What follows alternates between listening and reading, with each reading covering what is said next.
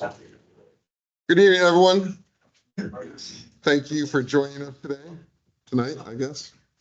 My name is Nick Caputo. I'm the regional manager for Northeastern Vermont State Parks.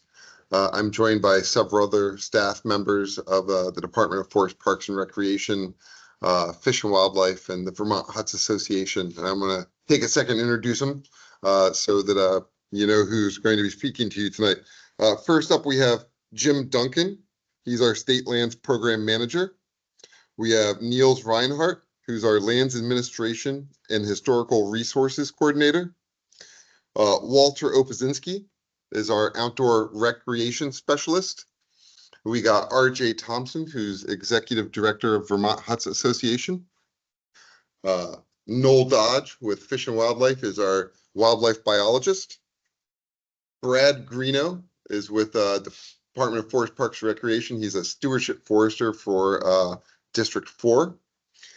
We have Dan Halberg, who's Project Manager with Vermont Huts Association. We also have in the back that'll be taking comments, Megan Davin, who's the Communication Outreach Coordinator, and Lisa Wright, who's our Administration Services Coordinator. So thank you for joining us for this important meeting, public meeting, the proposed relocation and historical reconstruction of the Goodell House. It's a structure of historic significance located in the Mount Mansfield State Forest, just outside of Little River State Park. The Goodell House is the last standing structure within the Stevenson Brook Historic Archaeology District, an area that encompasses a former hill farm community, which included mills, schools, cemeteries, and various other structures that you'd expect to see. Many of these ruins, at least the cellar holes and whatnot, are still observable when hiking the History Hike, a trail that begins within the state park itself.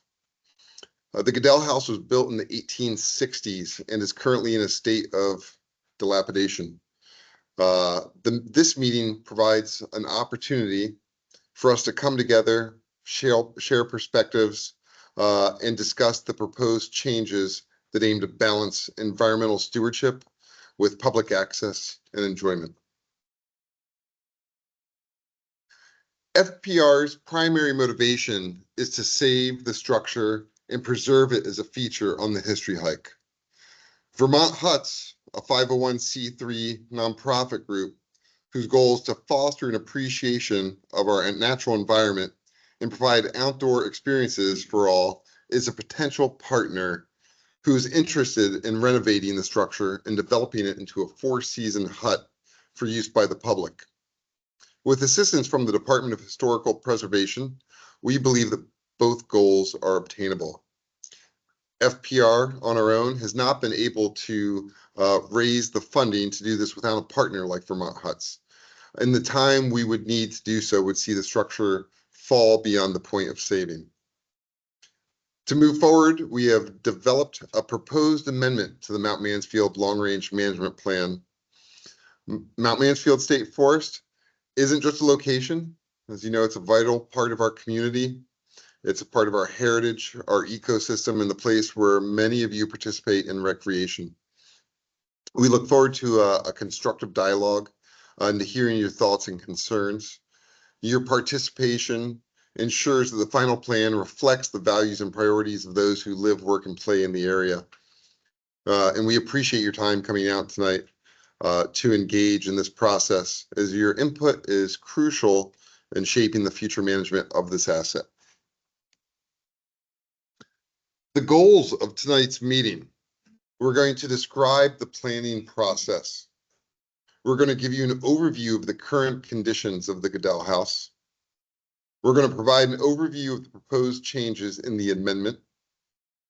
We're going to give you an opportunity to ask questions of the district stewardship team and of the Vermont Huts Association. And we're going to make sure you know how to submit questions and comments on the draft plan. Thank you. And Jim is up next. Thanks, Nick. So as Nick said, I'm the State Lands Manager. I'm going to give you a quick overview of our larger planning process and where this effort sits within that. So first off, what is a long-range management plan? This is a comprehensive plan that we use to guide management for a specific unit or a group of state lands. You may hear us call them LRMPs over the course of the evening.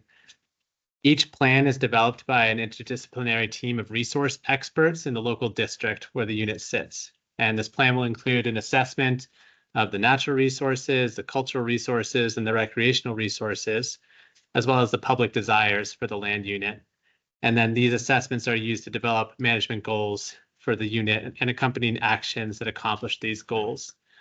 And all of this includes rounds of public involvement, which is critical for identifying how resources and desired public uses can be accommodated. And we seek public input at the beginning of a planning process, as well as through the drafting and finalization stages and at any amendments. So the Mount Mansfield State Forest Long Range Management Plan, or LRMP, was approved in 2002. And tonight we're discussing an amendment to that plan to achieve the goals of the Goodell House preservation and renovation. So an amendment to a long-range management plan is needed whenever there's a major change to the goals, the objectives, or the implementation actions in a current plan. The amendment will describe the change and what portions of the plan are modified by that amendment, and you'll see that in the packet and the presentation today, exactly what's being proposed to change. In this case, we're talking about a potential relocation of a historic structure and establishment of four-season overnight use that doesn't currently occur in the plan. And so that change meets the standard of needing an amendment. This amendment also includes a process for a public engagement. The style and duration of that public engagement is determined based on the extent of the proposed changes, and that decision is made by the district stewardship team in consultation with A&R leadership and lands team. So tonight, as Nick said, we're here to provide information about that proposed amendment and how you can provide comments on that amendment. So that's the overview of our planning process in general. And for this process in particular, this is a timeline we're working on. So the draft amendment has been made available a couple weeks ago. We're at the public meeting tonight. And from tonight until September 30th, the public comment period is open, where the public can submit comments and questions for consideration. After the September 30th close, we'll review those comments. If needed, make any updates to the amendment, and then seek A&R leadership approval for that amendment. If the amendment is approved, then more detailed project development work begins to bring the proposed changes into reality. I should say that further project development can include incorporation into our annual stewardship plans, additional resource reviews, consultation with the Department of Historic Preservation on additional details of deconstruction, reconstruction, if that's desired. So there's a number of additional steps that are happening once that amendment is approved. Just to give you an orientation to how this presentation will unfold, we'll talk about the historic overview, the current and desired conditions for the structure, our proposed partnership with Vermont Huts, and considerations of historic, recreational, and ecological factors. Finally, we'll go over the details of the proposed amendment and then cover next steps in the process. So with that, I will turn it over to Niels Reinhardt to talk about the historical context. Thank you, Jim. People have been living in the valley of the little river for thousands of years. But I want here to talk about the settlement that began there really at the end of the 18th century. And so you had a number of farms and so on, as Nick was talking about that. And so by the middle of the 19th century, this map here is from 1871. You had a large community of farms. There were two schools there. There were a number of cemeteries. There were shops. There were several mills, both along Stevenson Brook, which here is called Bryant Brook, as well as along Little River. And you can see here that there were also a number of farms along the river that have since been submerged under the reservoir. But the map shows in red shows where the Goodell House is, and the what's now the history hike was a road back then, and that was used to access all the structures there and so on. Now we today see this as dense woods, as a forest, But back then, by the middle of the 19th century, much of the mountain so on was cleared, and it was farms and so on. And so, I don't have an image to show you, but this image here, if you could ignore the Atlantic Ocean here. This is actually from a trip I took this past month to Ireland. But I was climbing up this hill and I saw this view and I was like, I bet that's what Vermont once looked like. So you can see here, like you have the road here with several farms along the road. And you can then see the fields that are squared off with like stone walls and hedges and such. And then as you climb up the hill, you see the areas that are still forested. So the valley here and Ricker Mountain probably looked somewhat like this in the past.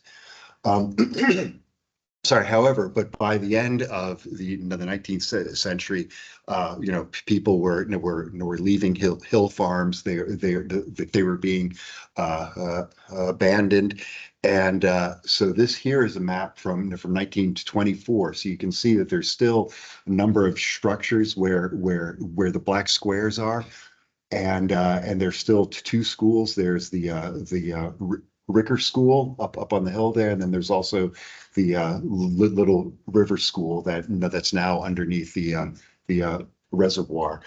But yeah, so there were still some structures there. There were still some farms there. However, within 10 years, the CCC came, and this is a picture of where Stevenson Brook goes into Little River. So the park is sort of in this area. So by this time, this area, the farms and so on were abandoned, and then the last house left there was the Goodell House. So now I'll send it off to. Oh, I'm going on more. Sorry. Okay.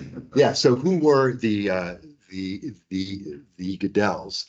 This here is a picture of Almiron from the 1880s, who's born in 1835. There is a story I heard that he was an escaped slave who fought in the Civil War and that he was adopted. However, I don't know where that story comes from. I can't find any. He was born in Waterbury in 1835. He married Lutheria in 1862. She was 9 years his senior, and she had 5 kids by previous marriage. Her husband died, and yeah, so they're married in 1862, and they bought the plot there in 1864. 14 acres that they bought for $200. And they then built the farmhouse there, first a log cabin, and they then built the house, and the house was done by about 1870 or so. They had a barn, and then yeah, so there's the house, and the house is a 2-story colonial home. Now we would term this farm a diversified subsistence farm, which means that they weren't producing goods for the wider market. It was more about trying to survive, so they were producing goods and food and so on for their own consumption. I'm sure that they sold some goods on a local market, and they also probably he took part in other jobs around the town. I'm sure that during the winter months he would have logged with and would have maybe worked down at one of the mills. I'm sure took part in all sorts of other tasks around the town. A lot of goods and service and so on were shared through bartering at that time, but anyways, but I have more stuff up on the board there if you're curious afterwards. So yeah, and then what happened to them? So they had two kids, Juliana and Bert, were both born in the 1860s. Juliana, she died in childbirth at the age of 19 in 1885, would have been. And then her mother lived on for another 20 years. I read in one source it said that that she lost her sanity. I don't know what that means exactly, but she died at the house here in 1906. And then Almiron then left, and he spent his last years with one of his stepdaughters, and he died in Hyde Park in 1910.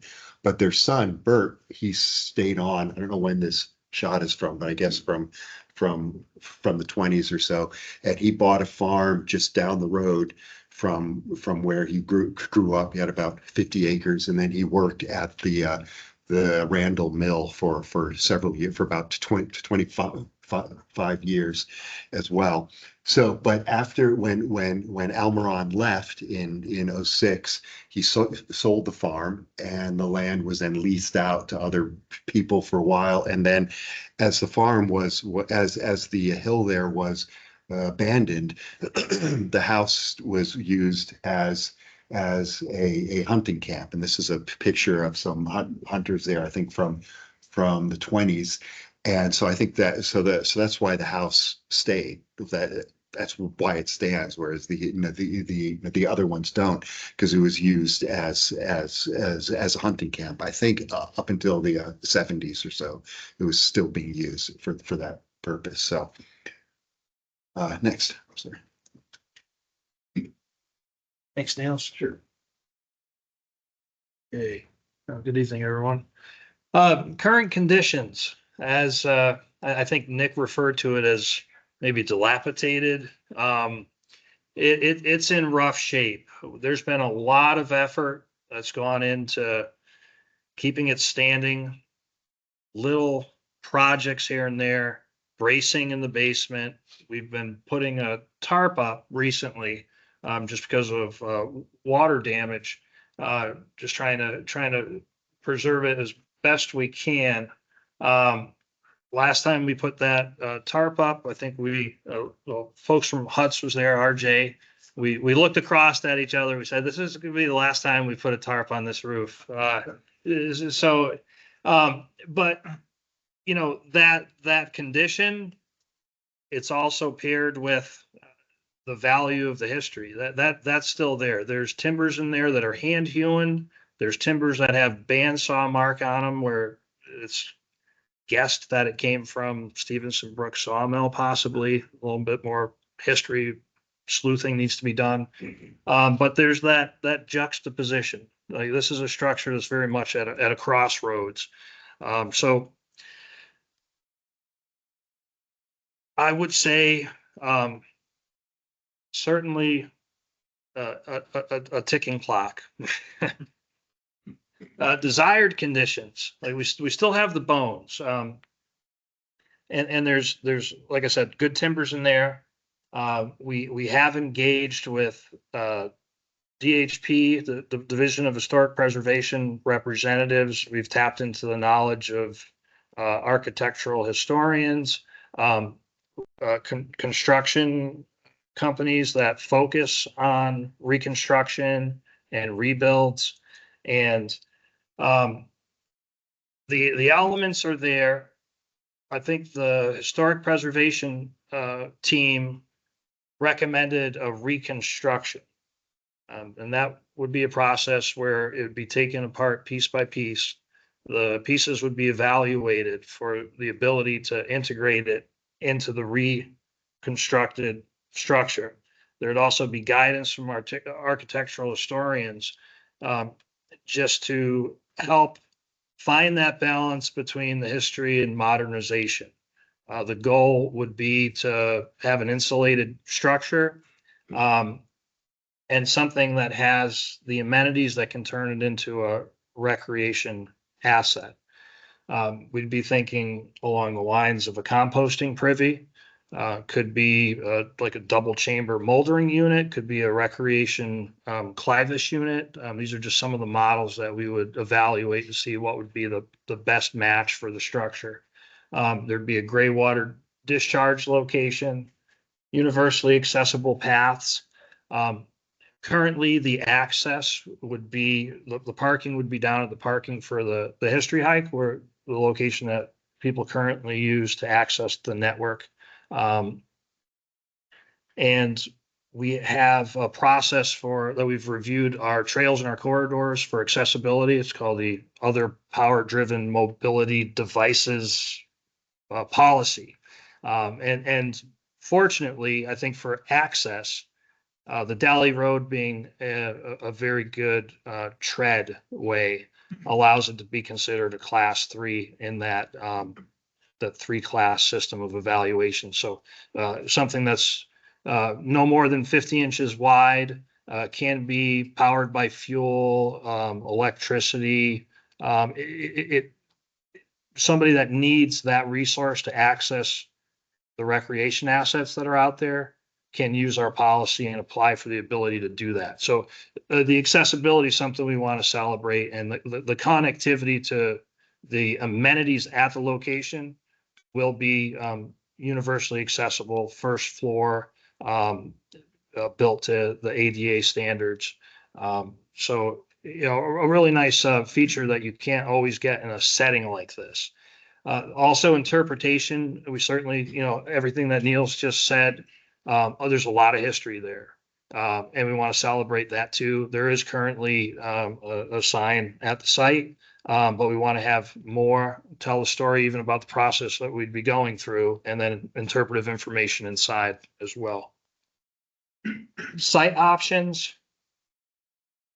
Got a laser, so I'll use it.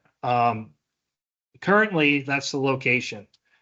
We have the current site, and also having this go through our district stewardship team, which is a group of representatives from Forest Parks and Recreation, Fish and Wildlife, and DEC that have areas of expertise that we bring to the table to evaluate projects like this. Saying if we're going to have to reconstruct this and take it apart piece by piece, is there a better location for it? Because we have some ecological considerations that Noel's going to be talking about in a little bit to take into account at the current location. There's a hardwood seep area. It's closer to the stream than we would like it to be. So when we did an evaluation of what's nearby, and also thinking about bringing it closer to the concentrated use, there's an old gravel pit site 600 feet down the Dally Road. And Noel will talk about the reasons why that's even more attractive when he speaks, but it is our preferred location. And Brad will talk about the amendment creating a lot of flexibility for location, but just pointing out that that gravel pit site is our preferred location. Thanks, Walter. And now I have some details on how we would approach the partnership with Vermont Huts. The agreement would be a 20-year agreement that would define the responsibilities and financial arrangements. The state, as usual, would retain the right to terminate, suspend, or extend the partnership. Right now, there is no business agreement or license or anything because we have to we'll do the amendment first and see where this takes us. But if everything is approved and we move forward, Vermont Huts would be responsible for paying us a percentage of revenue yet to be determined. Management of the facility would be the responsibility of the Vermont Huts Association. Guests will check in at the park, they'll receive a camper's car tag, but the upkeep, the cleaning, and all the administrative tasks we left to Vermont Huts to handle. The ownership of the facility will, of course, remains with the state. Vermont Huts would not have free reign to alter the premise. They would consult with Forest Parks Recreation staff prior to any changes to the premises, and that would include vegetative management, cutting down trees or any other vegetation. The Goodell House would be closed to bookings during mud season closures or closures associated with the FPR Policy 15, which relates specifically to trail closures.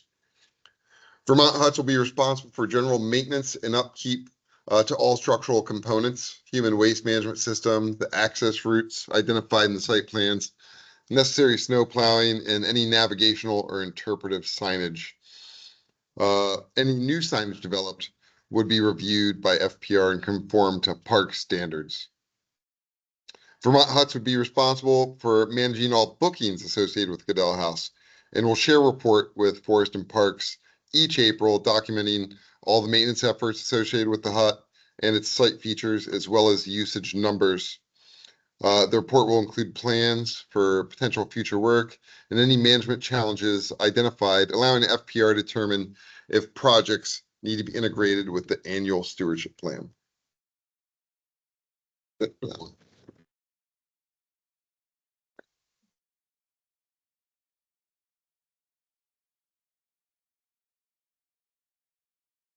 Hi, thanks again for this opportunity.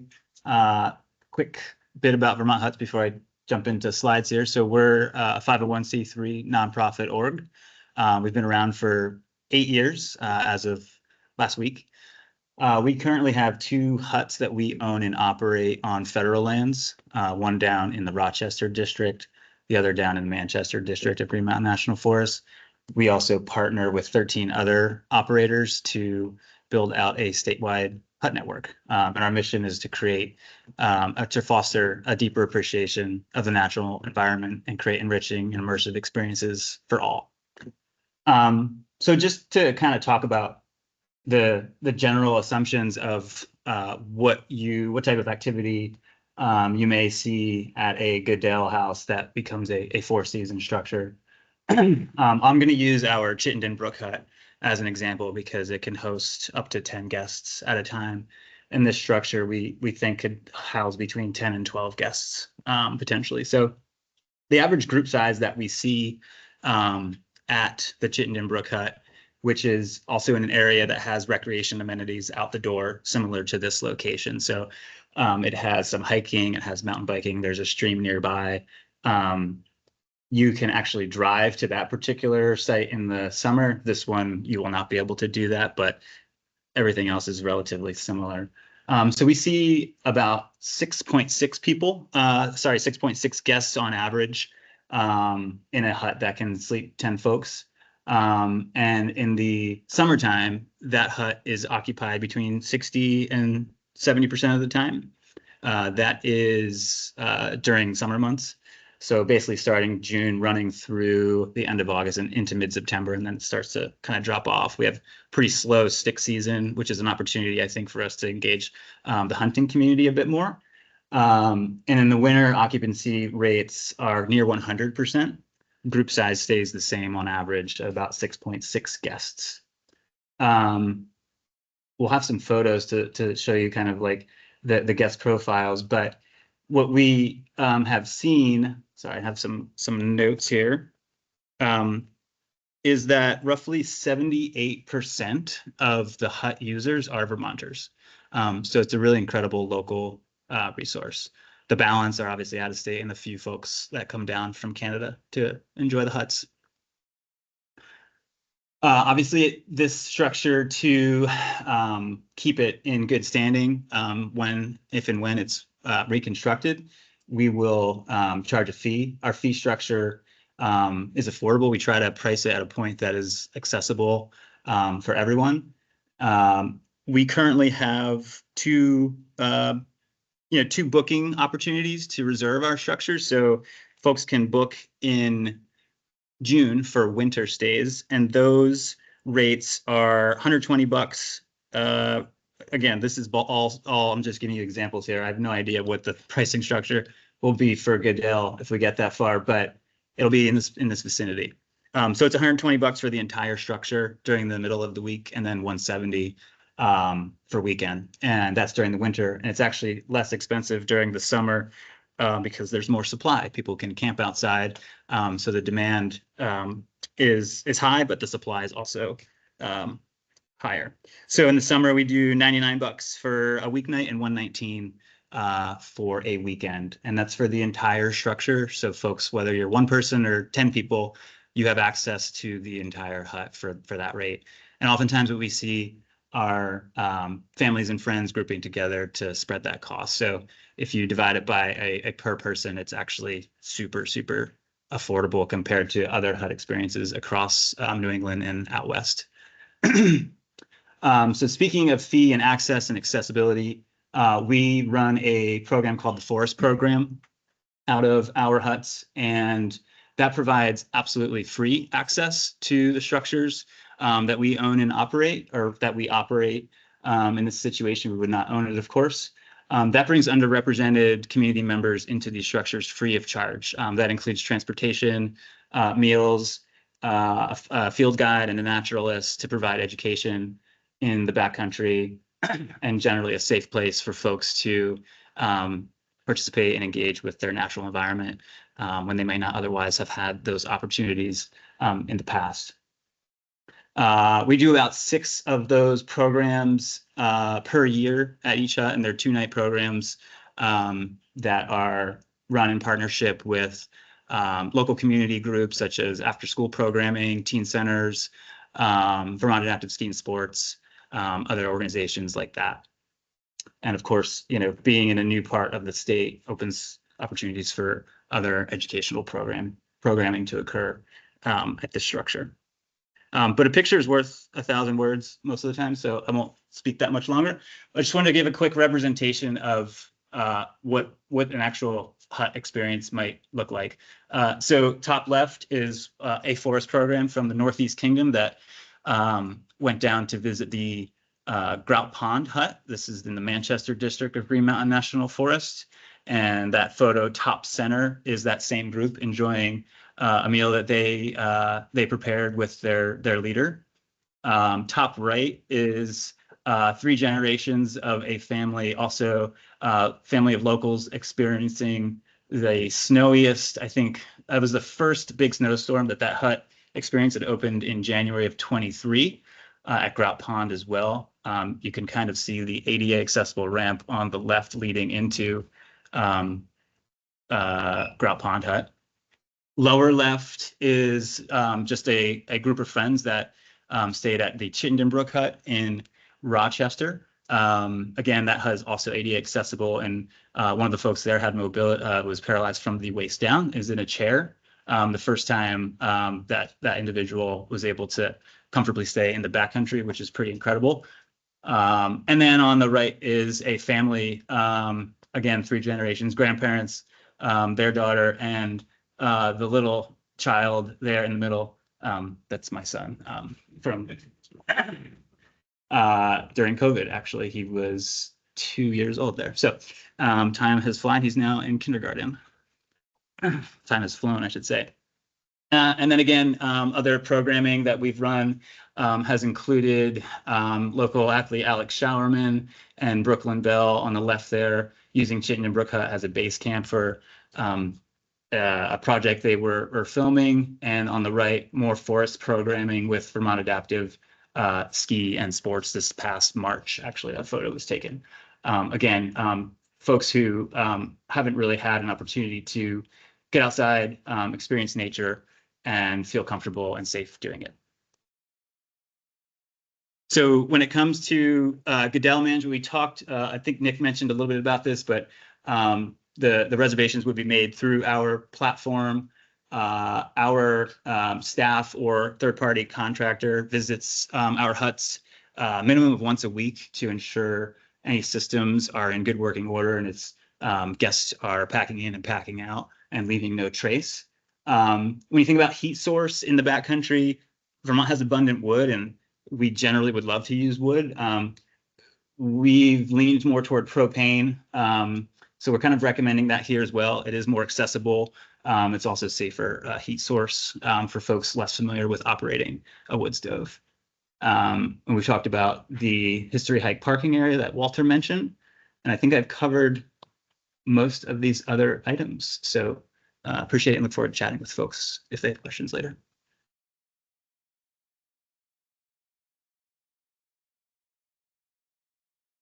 So real quickly here, I want to go through some of the to go through the consultation process that we're now engaged in. So Vermont Huts will use federal funds, and the National Historic Preservation Act requires that anybody who's going to use federal funds has to consult with the State Historic Preservation Office to discuss any potential impacts to historic properties.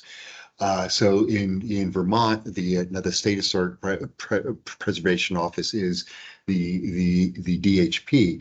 So we met with the DHP last fall. You saw some pictures there to discuss the project with them.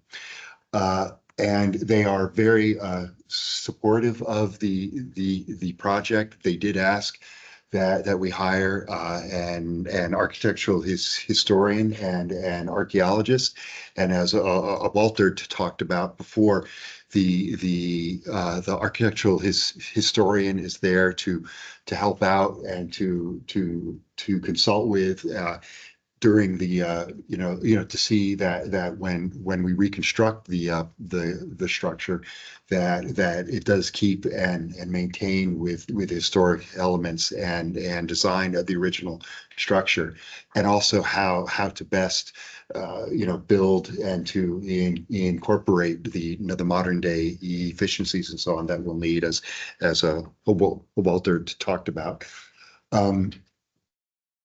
So also, though, a key element to this is that in keeping with the National Historic Preservation Act, we need to determine if the structure is eligible for the National Register. And then we'll also need to see if any of the proposed work might impact any archaeological properties there.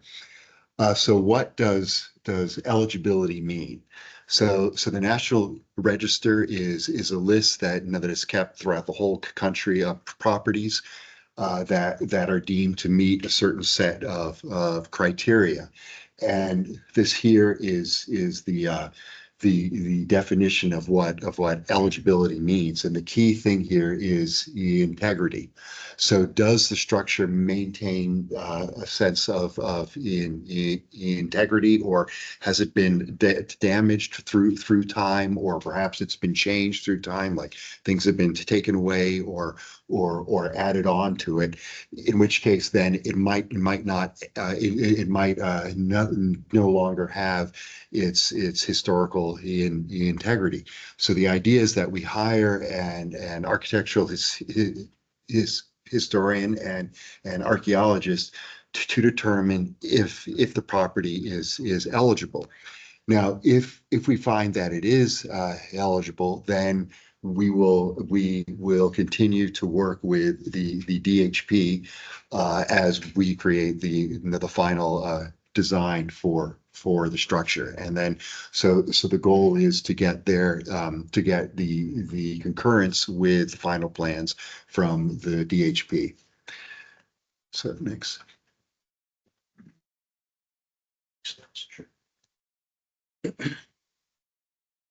So the recreation considerations, in the early stages of talking with Huts about the location, there's just ample opportunities there. I think that it was just clear that this is a place that would have draw and support recreation all 4 seasons, except for mud season. I guess it's the 5th season, right? Maybe the 6th in Vermont, road construction, but but there's just a lot of opportunity. I mean, think about, I'm sure seeing the faces here, some folks are familiar, probably very passionate about the location. You recreate there and everything you can do. The ties to the reservoir, snowshoeing, cross-country skiing, the history hike. We got mountain bike trails there.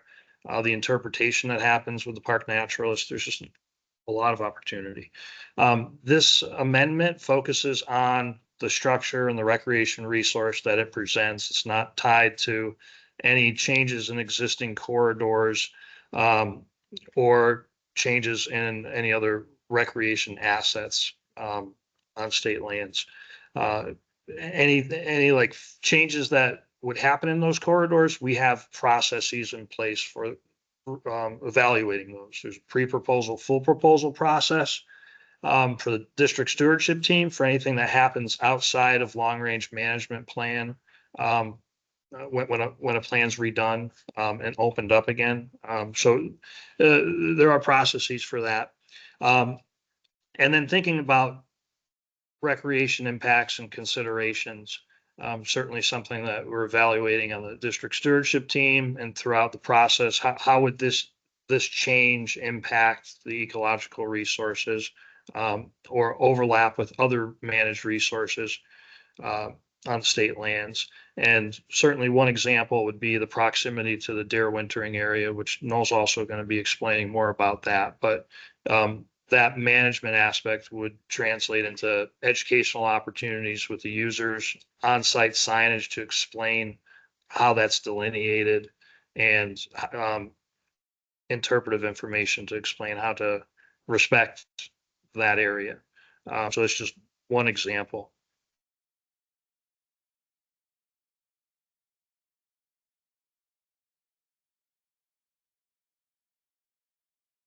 It's Walter. So Walter alluded to the ecological considerations, one of which is the deer yard that's mapped here. On this map in the image, it's the brown shaded hemlock and softwood area that is just south of the road. As you can see in this image, there's also a couple of other features here. And I was just going to mention that when this building was constructed, it was probably a wonderful place to have a house. But nowadays, we have some other considerations that we need to account for if we're thinking about rebuilding something and attracting a number of 10 to 14 people to. One of those is its proximity to the stream. So you can see just barely that there is a stream channel right here in light blue, and the Goodell House where it sits right now is actually really pretty close to that stream. It's too close, particularly too close if we're going to redevelop the building itself and concentrate some activity there. So along with that is this purple outline is a northern hardwood hemlock seepage forest, which is essentially a forest type that's really wet. When we did a site visit with the district stewardship team out there, it's clearly very wet right behind this building right now. If we're going to concentrate folks in a location, we'd really like to stay away from that natural community and that wet soil. It allows for a little more space to spread out. So the other thing we see on this little image here is our preferred location down here. I think Brad mentioned earlier, it's about 600 feet right down the existing road that's there already. While both of these locations are near this wintering area, they're sort of equidistant from this wintering area. The other thing I'll point out is that this all slopes downhill. So all of these buildings are actually up a little bit from most of the softwood cover for the wintering deer. And the next slide has some really cool imagery on it that I wanted to share with you all. So we have access to statewide LiDAR. This is basically sub-meter accuracy LiDAR of the ground surface, so no vegetation. And this image really shows you with the dots, here's the existing location of the Goodell House. Here's that stream corridor that's really pretty close to. There's another one actually right behind it that doesn't show up as well, but the preferred location we're looking at was mentioned as a gravel extraction. You can kind of see right here where they've removed this material. And so what that does, and is more advantageous than the existing location, is that creates a natural sound barrier. Basically, if there was a bunch of human activity here, you would not really be able to tell behind it in this hardwood seepage forest and a lot of the other adjoining properties. So from the ecological perspective, the preferred location down here, there's no tree clearing involved. It's already open. It's already flat. It's already protected from a lot of the other natural resources here. So I think it works pretty well as an alternate location. And on the right is the same exact layout essentially, but with the LiDAR, or sorry, the color infrared imagery. So green is bright red in this image. So these are all the softwood trees. You can see that primary concentration in this deer yard is really right down in the valley in the bottom.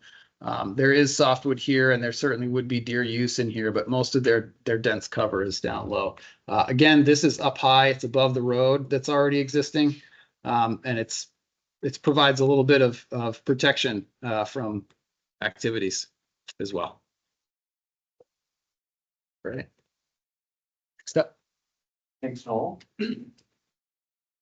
So one thing that I'll add that Noel was talking about, we went on that site visit last fall, October, November. There's no leaves on the trees. And there's probably 6 or 8 of us at the site visit. And Noel went for a walk around the perimeter of the gravel pit. And he said, we were all down there talking about different things in the site and everything. And he said, I just went around there, and he goes, I didn't hear a word you guys were saying. So that was something that we really didn't take into consideration, at least initially. But then after, Noel came up with that revelation, so to speak, we really thought this would be a really ideal place for the Goodell House to be relocated to. So I'm going to go over the proposed LRMP amendment process. To amend the Mount Mansfield LRMP is going to be to allow the reconstructing of the Goodell House and its use as a 4-season hut. The following changes must be made to the existing long-range plan that was once again completed in 2002. What we do is add the implementation item E under the special use area 2, which is, I'll use my pointer here, right in here, special use area. And basically what we plan to do is historically reconstruct the Goodell House to serve as a 4-season hut, if and only if the structure can be relocated to the gravel pit located approximately 600 feet downhill of the current location. And as mentioned before, there's, whoops, hit the wrong. Trying to get a little fancy here with a laser I never used. What button was that? I don't know. Let's see. Wrong one. We'll get you back on that slide. I think I must hit one of the bottom buttons. I won't do that again. So once again, this is the special use area, current site of the Goodell House. This is the area that we're proposing to remove it from the existing location and relocate it down here. And it's also, which we think is very beneficial, it's going to be closer to the park and the developed area, not further away from that area of all the activity.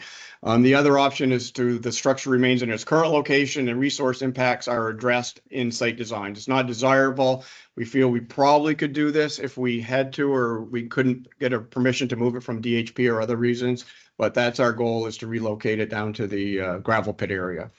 The other item that we're considering is add implementation item J within the intensive use area, which is down here in the park itself. And in that particular one, we would consider the relocation of the Goodell House and management of the structure as a 4-season hut if site conditions review prove the location to be amenable to such impacts and use. And the same exact language would just be in the general use area, which is this light green area outside of the special use area, which the Goodell House is currently located in. So what we're here tonight is to present this proposal to you to amend the long-range plan for the Mount Mansfield State Forest for reconstruction of the Goodell House. So we're looking for comments from the folks here. We appreciate you all coming tonight.